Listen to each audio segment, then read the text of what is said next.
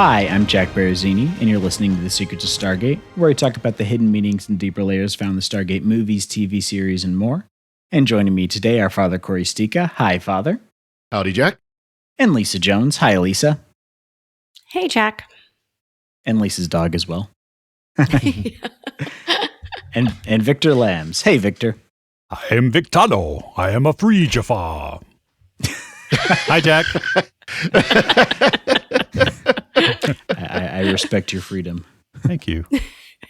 Today we are discussing the 18th episode of Season 5 of The Warrior.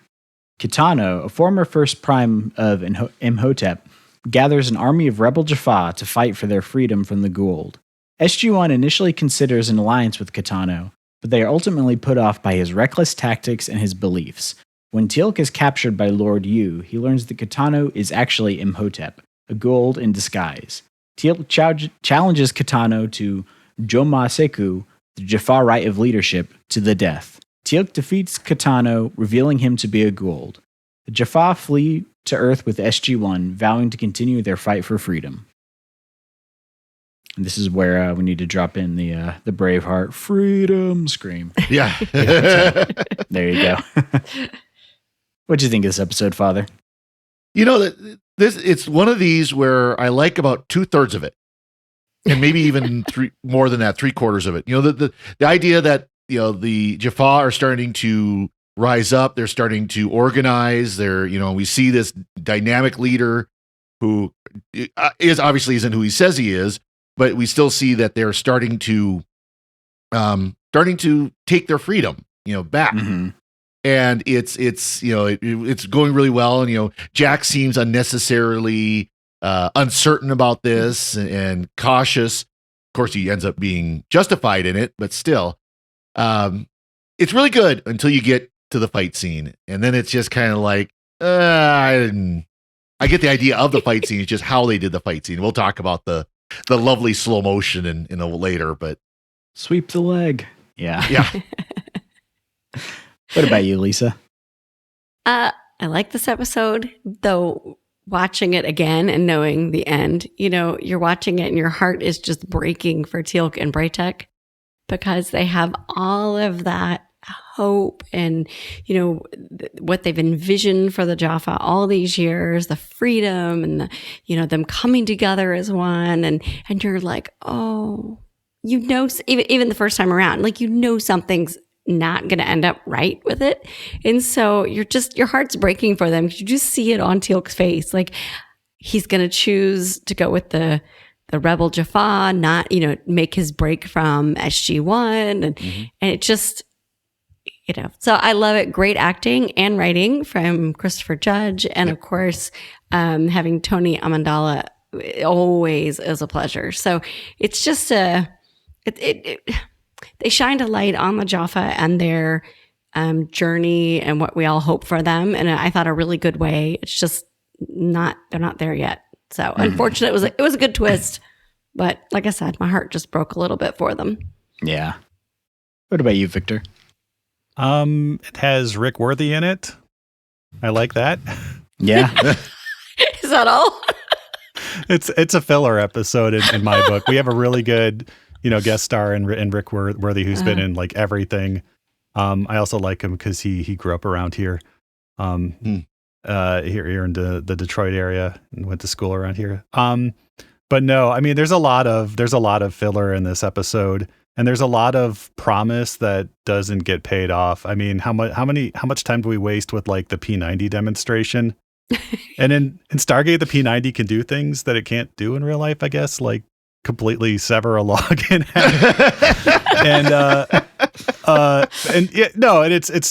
there are some good moments. I mean, I think I read that this was an allegory for Christopher Judge. He wrote the episode with Peter DeLuise, his parents divorced. So we see that with Jack and Kitano, like he's being pulled in two different no, I'm making that up. But, I was like, yeah. Wow.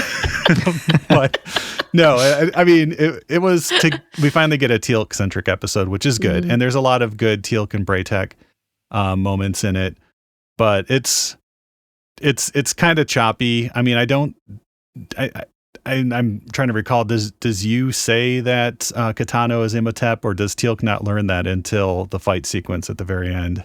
You have the I have something to tell you. Right. Yeah. Okay. So And then you see we the don't look on see it. Teal'c's face. So we don't know it, but he's told. Yeah. Mhm. Yeah. And Imhotep Because was a they lot didn't more convey that impressive. clearly, Yeah, he was a lot more impressive in The Mummy with Brendan Fraser. He could do a lot more in that one. I think he's slipping in this, but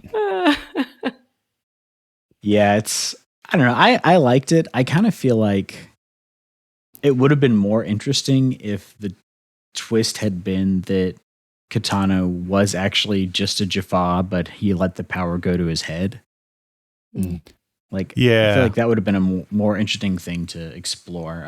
But overall, I enjoyed it. And I mean, it works out for Jack in the end with his reticence about Kitano. But I feel like for most of the episode, he's just being kind of a jerk. Like, do you not get why Teal'c would want to join his people and like fight for freedom? Like, he doesn't seem to understand that at all.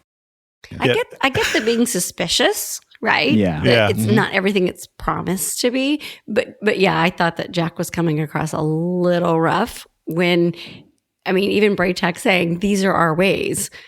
And so I guess I kind of felt like, who is Jack to come in there and be like, y'all are all wrong, you know? And it's great to disagree, but you don't have to be rude, especially when Teal'c's supposed to be one of your team and like your best guy, and you know, and you're getting in his face about it. I don't know. I mean, I can see too, though, being able to say, but your ways were influenced by how the Gwa'uld want you to fight, how the Gwa'uld want you to serve. And maybe you need to learn another way. But again, don't be a jerk about it. You know, literally jumping in the middle of the fight and blocking it, you know, and telling the guy, well, don't do that, you know. Yeah. And there's a moment right before Teal'c goes on his, you know, super secret mission where, you know, Jack is arguing with Kitano and just being a Debbie Downer, and Rick Worthy's face, like he's saying lines, but his face just, he gives like Richard Dean Anderson, like the biggest, like, Jack, please look, you know, it was just, just, he's being like, I mean, Jack is just kind of just the, you know, every silver lining has a cloud guy in this. Mm-hmm. Yeah. And I didn't feel that it could have come across as Jack was just worried for Teal'c. That he felt it was a suicide mission. He was really worried for him, but it didn't really, in my opinion, come across like that. No. Maybe that's what they were going for, but it more came across that he just disagreed with them and was upset. And Teal'c's gonna die, and y'all suck, and you know, rather than I'm really worried for him. Well, or that it seemed like the way it came across to me was that he was upset that he wasn't getting to be in charge anymore, and people were listening to someone else because he's usually in charge of stuff. Sure. Yeah. Well, there's also the idea that Earth was going to try to go into an alliance with them, and Jack was almost opposed to the idea. He had no problem with, you know, like food and medicine and stuff like that going to him, but weapons, well, that's another story. Yeah. And that's not a bad thing, but of course, you know, as we joked when we had the Malazzi episode, it's like, you know, there's no prime directive in Stargate. It's, oh, hey, you're fighting the Gwa'uld. Here's some P90s. And this was the episode I was thinking of. Mm-hmm. Yeah. You know, literally, it's like, oh, hey, you're fighting the Gwa'uld. Here's some P90s. We barely know you, but let's give you lots of ammo and weapons. It's just nice that this is science fiction, and the U.S. government has never just given a bunch of weapons to a random insurgent group before. Yeah. So because of course the U.S. doesn't involve in the affairs of other nations. No, yeah. We're not Which, about of course, Jack state building responded, here. since when? Yeah. Yeah, I guess there could have been a debate about that. That was kind of a missed opportunity. Another missed opportunity is when they're heading out. You know, Braytek says to Jack, it's like, now remember, a lot of these Jaffa you're going to meet, you were fighting against them. You probably killed their like literal brothers and families, or blew up motherships that had all of their friends on it. He doesn't say that. And then, so, you know, they have long memories, and Jack's like, well, I don't, haha. And then they go there, and that nothing happens with that. Jack, I think, says, I used to fight you guys, right? And everybody's like, oh yes, you did. And it's that could have been like a good, like, you know, maybe there is like 3 people who are diehard, you know, Kitano fans who don't want the alliance because, Jack blew up their families or something. They know who SG1 is. Yeah. And, Yeah. Yeah, it's a good setup. There's a lot of fluff in the middle, and then it was fun to see you again at the end. Yeah. and Mhm. kind of all the He's awesome. subterfuge that Yeah. was going on. He's my, Mhm. I think he's my. At the moment, he's my favorite Gould. I'm sure that I'll come to like Baal better based on what I've heard, but Yep. I like you because he's more conniving than like Apophis. Yeah, and he actually kind of cares about humanity too. I mean, he doesn't just want to like enslave. I mean, he has some interest in his, in his pets or whatever. Yeah, because I mean, he is responsible for advancing humans, technologically when they were, his slaves and stuff. But no, it's yeah, I do like you a lot. And it's like, yeah, I'm telling you this. Oh, by the way, I'm going to completely bomb the planet that you and your friends are on. So good luck, Good Better luck get out. convincing the Interesting. Jaffa to leave and Get out of there quick. Yeah. It's interesting it gave him a heads up, though, right? Yeah. I mean, Yeah, I didn't think of that. Like he goes to the planet, you tells him, and then presumably lets him go because we don't see him escape or anything. No, you he said lets I'm him going to go. let you go. Mm-hmm. Yeah, you said that before I let you go, there's something I better tell you. That kind Yeah. of idea, and that's when he finds out it's Imhotep. It's almost like he felt, I don't say felt bad for SG-1, but, kind of hates to see them being swindled by this guy, Yeah, this other Gould, like it wasn't a fair fight or something. Or he just wanted to like break Teal'c's little heart and tell him this guy that he was so enamored with is like, so it's like that moment in every Pixar movie. It's like, scaring kids doesn't matter. What are you saying, Sully? yeah. Your childhood heroes. Yeah. Turns out to be a monster. Yeah. Water News is the bad guy. Oh, sorry. Yeah, I just ruined Monster Inc. Sorry. That's kind of a if you're 25-year-old movie. I think yeah. You're gonna. If you haven't seen Monsters Inc. by now, you're missing out. And also, sorry. Yeah. Yeah. Exactly. Yeah. Spoiler limitations passed a long time ago for that one. Yes. Completely lost my train of thought with Sorry. the Monsters Inc. thing. Daniel didn't really have anything to do in this episode. No, Like, he took the Teal'c spot of not having anything to do. Yeah, he gave us the back. I like how they asked him for the background on Imhotep rather than the Jaffa that have lived a lot longer and have actual probably knowledge of Goulds. They went to Daniel. Yeah. And that was his contribution. he gets to be the battlefish. Yeah. Just translate. And he wasn't even like trying to hold Jack back. That was actually Sam was the one that was kind of taking that role of kind of like, okay, now you need to kind of trust him a bit more. Daniel was just kind of there. Yeah. He was kind of like Randall in Monsters University. Yeah. He's got a couple of big episodes coming up, so he does. We'll forgive him the lack of dialogue here. Speaking of Sam, there was a couple of scenes where literally they just put the camera on her to have her kind of nod her head or shake her head, and then it turned back to Jack.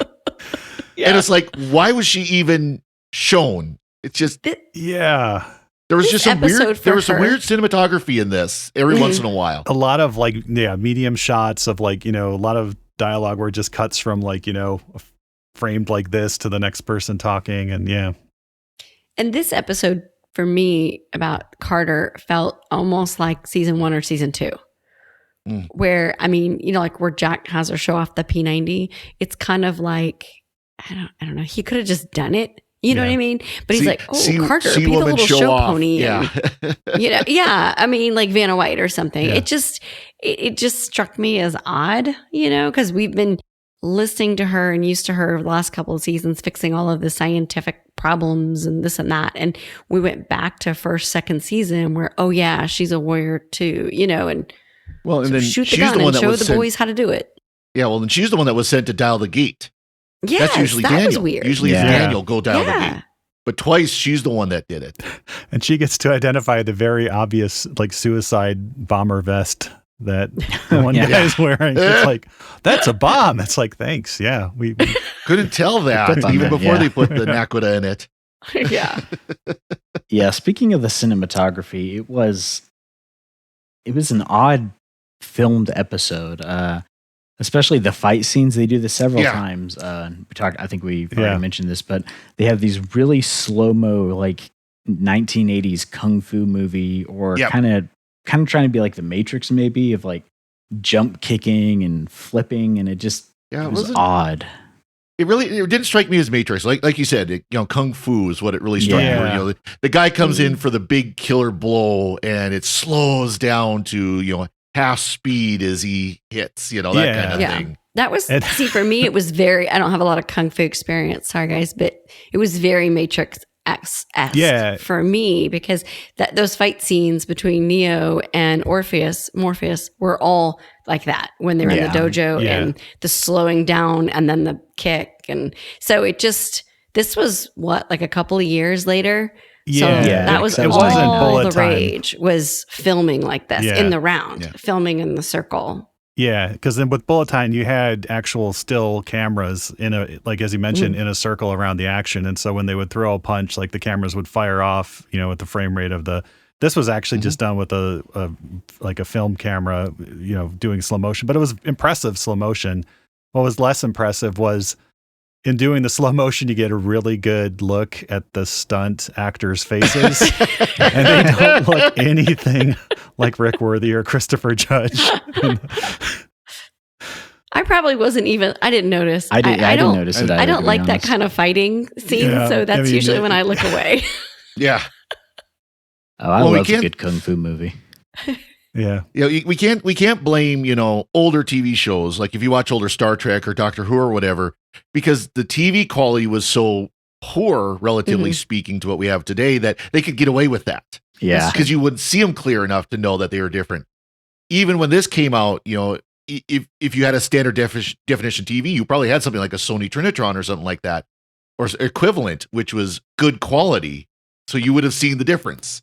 And then if you had a high definition TV like we all have now, you'll definitely see it.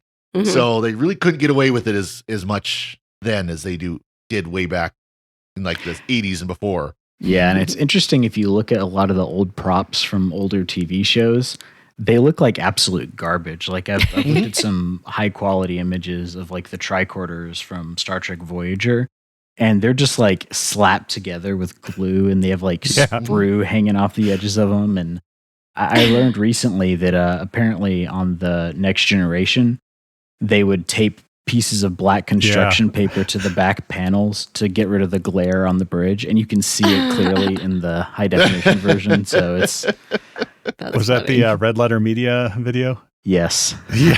Yep. Yeah, it's everywhere once you start looking for it. And also because it was, the way they framed the shots, they filmed, outside of what the 4:3, TV broadcast safe zone would be. And so there's like light rigs and, just, reflectors and diffusers just visible in the shot. There was an edit of the Star Trek motion picture, the original movie, the first movie. And there's a scene where, was it Spock leaving the Enterprise through the airlock? And you can see that it's just the wall of the ship. And then you can see all the scaffolding behind it. Oh, because it was a bad edit that they never, they didn't cut right. Of course, that eventually got fixed, but, in later edits. And we won't talk about Star Trek Insurrection, about how they couldn't afford to do the CG. And so it just blew. You look out the windows of the final fight, and it just blew. Mm-hmm. Yeah. But back to Stargate. Peter DeLuise is in this episode. Yes. Yeah, Peter DeLuise directed this, which is kind of discouraging. So I don't know if his name is on there as the director, and maybe he let Christopher Judge guest direct or something, or I don't know. But we do get to hear his voice. He's not a big fan of Kitano. In this. Oh no. Yeah, he's the guy who screams like off camera, like an army needs weapons, an army needs food, and it sounds so much like Peter DeLuise that yeah. It's this almost felt like, it kind of reminded me of Spartacus in some parts. Yeah, it's like the angry like crowd of warriors and stuff. But I do hope that they continue with that thread. And I kind of feel like it would have been interesting to see Kitano survive for longer. And I feel like that's something you'd get in a more serialized show, but it would have been interesting to see if Imhotep Imhotep Incognito, I guess that works. had survived longer and like gotten more deep into the system with all of them. Undercover Gould, they could make a funny like sketch comedy parody about. Yeah, said Undercover Boss. Yes, it's Undercover Boss Gould edition. Yeah. But I am totally not your god that you must bow down to. And Tony Amendola as Braytech in this is excellent. You can really feel that he believes that this is what he's been waiting, 130 years for. Mm-hmm. And we do see the Free Jaffa. This isn't, the last of them by any stretch of the imagination. So it is an important step. I mean, this is a plot episode, an overarching plot episode, but it's probably one of the better ones. It's not as dry as some have been. Mm-hmm. Now, of course, we get Ragnar. We get from Apophis and Heror. Yeah. And we see him again. He's a big part of this going forward. He vouches for SG-1 here. Mm-hmm. Yep. So. And I was just thinking, I guess Imhotep's long-term plan was just don't ever take his shirt off in front of anyone. Well, yeah, it's apparently. Yeah, it's what was his plan? Was his plan I'm going to raise an army and that'll be my new like Jaffa army, or was it I want to get all the Jaffa together in one place and kill them? I was thinking it's the latter. Yeah. See, I was thinking that's why he was trying to get the big ship, was once he got that, then it's like, oh, ha ha ha, I'm really your god. And but he's still collecting free Jaffa, and he doesn't have that many there. I mean, he would want to wait several years until he had like several thousand. I don't know. It was just his plan wasn't very well. They said he was a Gould from a backwater, like a nobody Gould from a backwater planet, right? I kind of thought that my understanding was that you was in on it too, and he and you were working together, and then you double crossed him and was like, all right, now you're all on that planet. I'm going to kill the Gould, and I'm also going to kill you. Not you. Yeah. Maybe, yeah. Yeah. And maybe Imhotep, this was his trying to get the attention of the system lords. Like, I'm going to gather all these free rebel Jaffa, and then you can come in and kill them, and yay me. So you should, whatever, give me status or rank or whatever. Trying to play the political game. Yeah. Yeah. I did really like Kitano, Rick Worthy's like line delivery of his speech, It obviously been watching, civil rights leaders, and this is still like many years before Barack Obama came on the scene. But I'm not saying Barack Obama got his method of delivery from this episode, but it's definitely possible. Proof that Barack Obama was Imhotep? No. Or at least a Stargate that he was a fan. Stargate fan, yeah. Yeah. And I do like, though, like how he, like the very first words you hear in the episode is like, I'm Kitano, I'm a free Jaffa.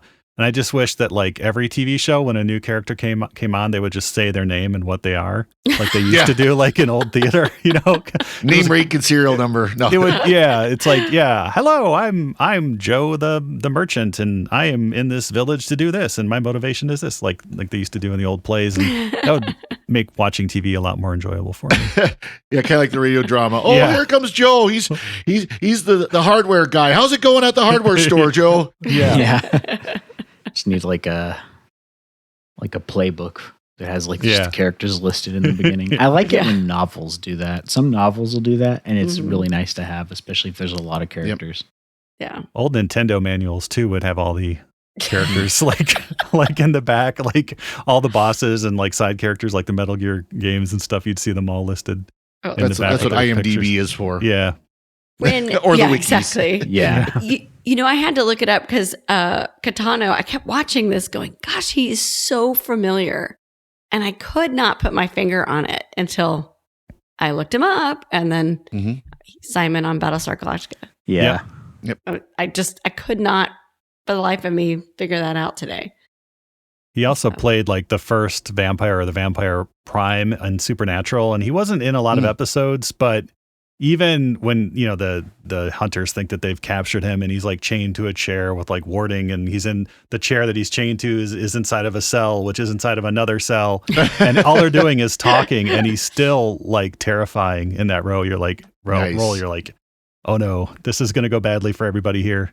Yeah, he's a really good actor. Yeah. Yep. And I did like the scene where they go and attack the convoy on the very obviously color graded planet. Yep. Like where he stands up. Yep. Yeah. If you're watching the video, it's Victor is on this color graded planet. It's very orange here today. Where he walks out and stops shooting and then convinces all the Jaffa to go with him. Like, I thought that was a really good scene, and it just added to. Yeah. Jack was still mad about that, and it just added to the. I don't know. I don't think Jack was played well in this. The way he was portrayed. Yeah. During that scene and during the part where Jack was so upset, I kept thinking I kept thinking back to the episode Seth and how the Gould in that one, very charismatic, brought the followers to him. Of course, he was a cult leader in that one, but I kept thinking they were playing Kitano or Imhotep the same way. That very charismatic, you want to follow me. It's all about this, and I can fulfill all your dreams. And so I think that kind of, you knew something was going to happen, that something was not right with all of this. But it was very impressive, just the way he like walks right up to the guy, put his chest right up against a staff weapon and said like, "Come join us, join my band of merry Jaffa, and we shall live in the forest completely and don't be afraid to die." Right? Yeah. And I feel like it almost kind of is a reverse of that concept that they had in Seth, because in this kind of situation, it's an asset to have a charismatic leader who people will get behind and go into situations that are dangerous that they probably wouldn't for someone who is less skilled as a leader, because that's kind of what you need when you're running a ragtag rebel army. Right. But if you notice, except for that scene, he wasn't the one, he didn't care about the individual soldier. I mean, he was showing his Gouldness, and that you are, you're just sending them out there. You don't care. They're just cannon fodder for my goals. The individual didn't matter. Yeah. There's always more Jaffa kind of And that's thing. why he teaches them the Mugatu or whatever it is, martial arts, where you just basically like attack until you're pulverized. Until you're dead. Yeah. Well, that would have been a place where they could have shown the weakness of his plan by having, say, like Teal'c fight against one of them, and basically use the fact that the trainee was being reckless, and Teal'c was able to use that to his advantage to win the. Or Braytech. Yeah. Braytech. When Braytech says you overcommit, I thought he was going to jump in and just go like sweep the leg and, Yeah. But you think about it, isn't that how Teal'c won in the end? Was that he was off balance and overcommitting and lunging for Teal'c, and Teal'c had that, Put a stake through him. pointy stick ready for him. Speaking of a vampire, getting a stake exactly. through the That's heart. what I was thinking. I'm like, is that how you kill a Gould? It's like stake through the heart, It works. gut. What? Yeah. I just saw on the auction website that auctions off all the movie props, they had a bunch of those, the wooden, really? the fake wooden that'd be staff cool. weapons. Yeah, it was like $3,000. Whoa. For one? Yeah. Oh, Because I know not that cool. anybody who buys it, and anybody who buys a prop these days is going to make a cast of it or a model, of it and sell them and make that $3,000 back within about, 2 or 3 months. So that's why everything's so expensive. I wish I'd thought of that. Yeah.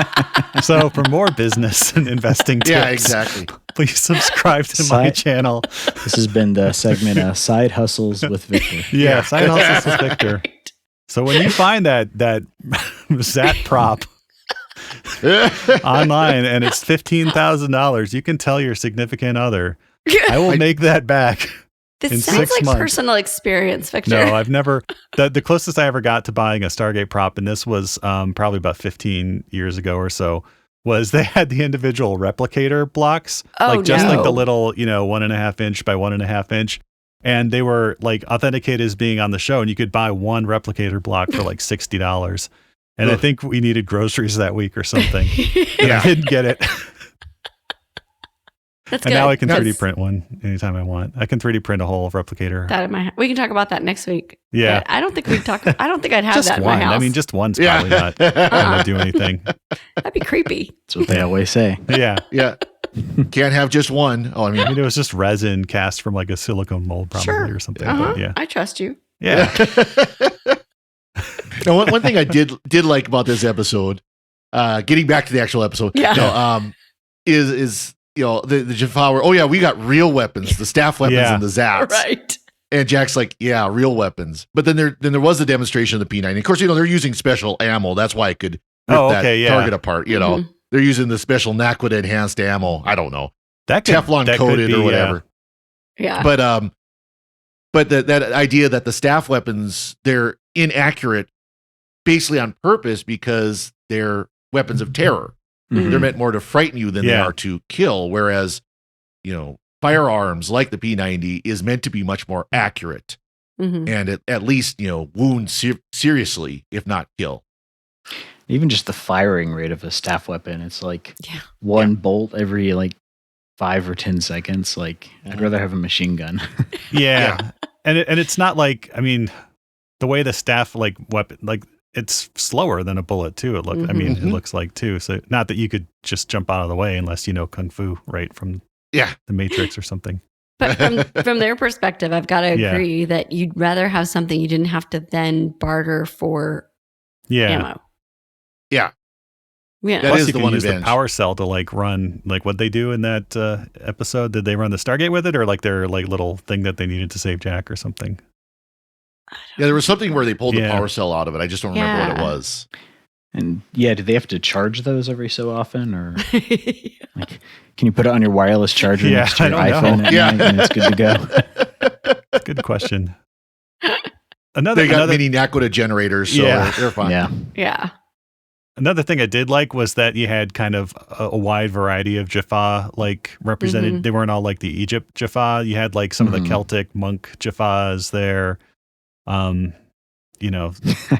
in skirt. Yeah, Yeah. And Yeah. and the guys like in robes and stuff from probably like the Demon's Planet or something. And you had women Jaffa. Yeah. So The kind of the female? support. Yeah. Yeah. They didn't fight or talk, but they were there. Women can't use weapons. Yeah. That's it. I guess that's Yeah. what it bothered me was Yeah. Carter like demonstrating the P90 reminding me too much of like emancipation or one of those like, hey, you woman, go show them you can fight. Yay. Yeah. I don't know. I thought it was cool to see her Yeah. destroy that log. Yeah. Yeah. And that was not 60 yards away, but whatever. Yeah. Well, I Who's did like they had counting? the one guy looked like the football linebacker. It's like, hey, you swing this. Yeah. Yeah. I'll be tossing the cablers now. I was watching to see if that was Peter DeLuise. I could see him being Yeah. like the guy that's in the skirt swinging the log, you know? Yeah, it's I don't know. It was a good episode. I enjoyed it. I kind of wish we'd see more of Katano, but they Yeah, put a me pin in too. that, so hmm Yeah. Well, and this is the first of, I think, 3 episodes that Christopher Judge wrote, Yeah. or at least got Mhm. credit for writing, whether he wrote the whole thing or coordinated said it with was- somebody. But He was it is, the one who wrote the story. So whether or not that's meant he came up with the idea and kind of the outline of it, and then Mhm. Peter DeLuise actually wrote the script, or right, because then he wrote the teleplay. right. Because I think the person who comes up with the actual idea gets credit also. So Yeah. Yeah. And I did read production wise that they were they were actually finishing the back half of production on this when 9/11 happened and working on the next episode as well. So Oh, wow. it's always interesting to think about that sort of thing. Like what's the going on? very famous example of that is Dana Carvey's Master of Disguise, where they were filming the Turtle Club scene where he's dressed up in this turtle outfit and he's like, am I not turtly enough for the Turtle Club? And I think they were filming that like as 9/11 was happening and they were getting the news on that day. And Dana Carvey wow. since, he since like confirmed that. And so that was the urban legend that is now confirmed. Yeah. oh wow. Yeah. Hmm. It's a horrible movie, but I think that's why people like it. Just because Well, of the association or the No, just because it's such a bad movie. Yeah. If you haven't, I saw it in the One theaters. of those B and- movies. Yeah. I was just thinking that Christopher Judge writing Teal'c-centric episodes, I find it very interesting what he envisioned for the character, because Yeah. this episode is a Teal'c episode, and it does move the character along. And so I just find it interesting that the actor, really thought about where he wanted the character to go in this. Yep. So, and the Free Jaffa, it's great idea, and we're going to see more of it. And I like that they're exploring it rather than Mhm. just always the Gould or the Tok'ra. Yeah, he definitely seems to have a better grasp of Teal'c's character than Patrick Stewart did of Picard. So Yeah. And I would like to see Patrick Stewart run like Christopher Judge did after he comes out of the the gate, and he just like Oh yeah. he's like yeah, and then thanks for the update. Yeah, no, I mean that's I think like something that sticks in my mind about this episode is just Christopher Judge like running and yelling, "Deceiver, you are being deceived. Mhm. You are being deceived by the deceiver who is deceiving you." And as he's running, it like just doesn't have time to stop, and so yeah. And I then think the way that's he very calls effective. out, I forget the words to challenge him to the fight. Yeah, That was good. Oh, Yeah, and I then like he that. calls him Shova when they're fighting. Yeah. Imhotep called Teal'c, yeah, which is, a sign that something's really not right. yeah. I don't know why Teal'c didn't just say, "Hey, this guy's Imhotep. Lift your shirt up." Yeah. Could have not been busted in the face, but he's got the Jaffa honor, I guess. Yeah. Yep. Like mission was a success. The one thing I want to do is Zerbert your belly. So let's lift it up. I think you owe me that much. Oh, look. There's no Jaffa pouch on you. It would have been good if he just had like Yeah. a Sharpied one that was very obviously fake. Yeah. Yeah. Well, and I think to get Paper mache. to get the other Jaffa to follow him and pay attention to Yeah. him, he had to do it that way. Right. Yeah. I just wanted, we didn't get like the look on General Hammond's face when like 500 Jaffa just came pouring through the gate. Yeah. I would have liked to see that. Did they they dial Earth bring a the bit? Yeah. Naquita through with them? Because that's, Yeah. Carter should have been like hauling, Yeah. that way, grabbing it. Like, oh, I could use that. Get a Yeah. couple of the Jaffa to carry it for her, Wouldn't that be like prohibitively heavy? Like Naquita has like different, Well, they like weights. carried Those it guys are in, pretty big, so, I mean, though. Yeah. And they are I mean, Jaffa.